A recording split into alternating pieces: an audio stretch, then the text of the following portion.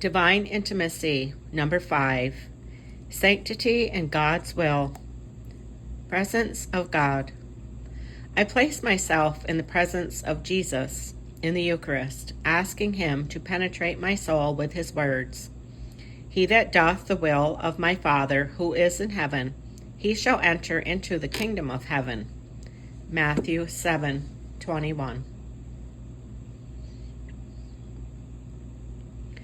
Meditation 1.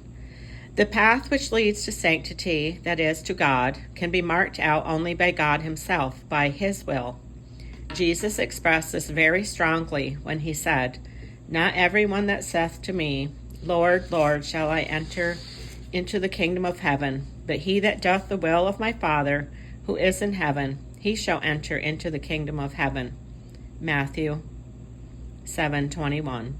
And to show that the souls who are most closely united to him, the ones he loves most, are precisely those who do the will of God.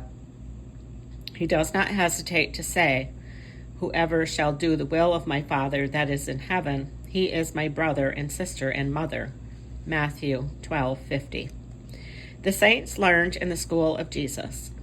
St. Teresa of Avila, after having received the most sublime mystical communications, did not hesitate to declare, The highest perfection consists not in interior favors or in great raptures or in visions or in the spirit of prophecy, but in the bringing of our will so closely into the conformity with the will of God that as soon as we realize he wills anything, we desire it ourselves with all our might, and take the bitter with the sweet.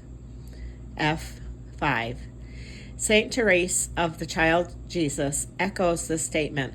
The more joyfully souls do his will, the greater is their perfection. Saint 1.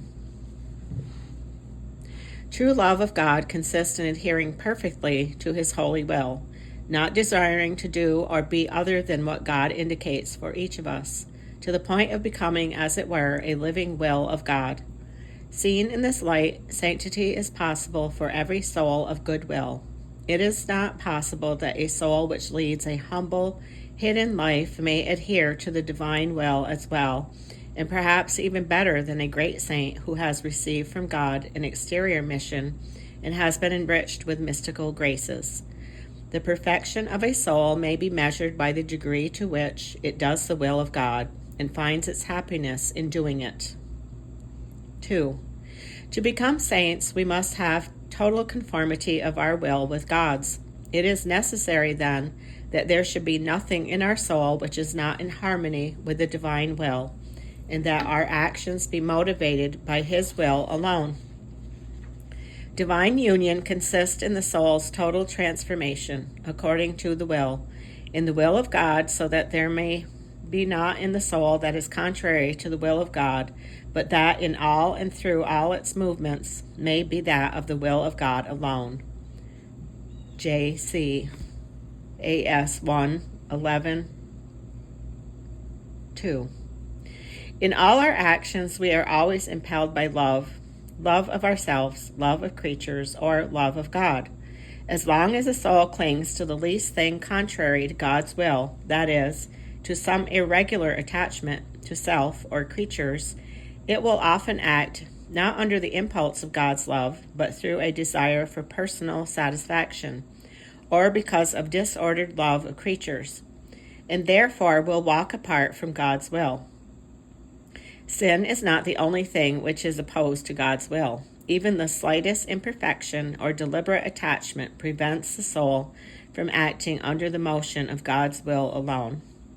But when the soul no longer has any attachments and it is entirely free from love of self and of creatures, it can adhere to God alone, acting only according to his will and living moment by moment according to his good pleasure. The soul thus transformed has lost its will in the will of God, and therefore is perfectly united to God himself. This is the essence and apex of sanctity. Colloquy. O my God, you make me understand that the only thing necessary is your holy will, that it is my one and only treasure. In this life, what can be more beautiful, more safe, more perfect, and more holy than to do your will? You have given me free will. To what better use can I put it than to make it adhere to your divine will? If I should perform great works and carry out marvelous undertakings which are not fully in accordance with your will, they would have no value for eternity and would therefore be destined to perish, whereas the slightest works done according to your will have an eternal value. O Lord, I know that I am nothing. I acknowledge the weakness of my poor will, which now turns to one good, now to another, and considers as good what is really imperfection, fault, sin. But your will is indefectible. You can desire nothing but the true sovereign good. Hence, you desire only my good, my salvation, my sanctification. Nothing then can be more advantageous to me than to consecrate my will to yours, O my God. At this moment, O Lord, I freely consecrate my will to you without reserve. Grant that your will may always be fulfilled in me, in the way which is most pleasing to you. If you wish me to do this by means of trials, give me strength and let them come.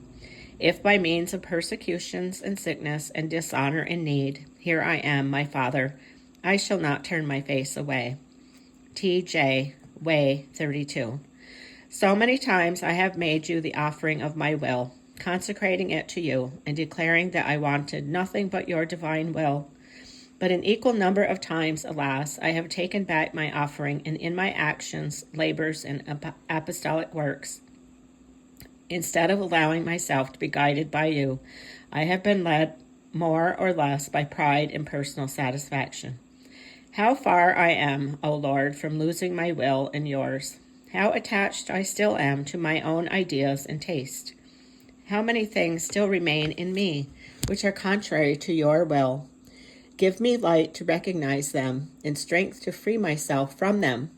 I confess that every time I draw away from your will, even if only in little things, to act according to my own will, I feel remorse and a lessening of peace in my soul.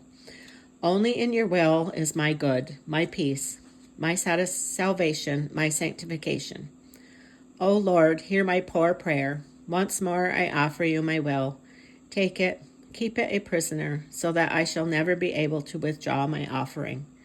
With Saint Teresa, the child Jesus, I repeat, my God, I will not be a saint by halves. I am not afraid of suffering for you. One thing only do I fear, and that is to follow my own will.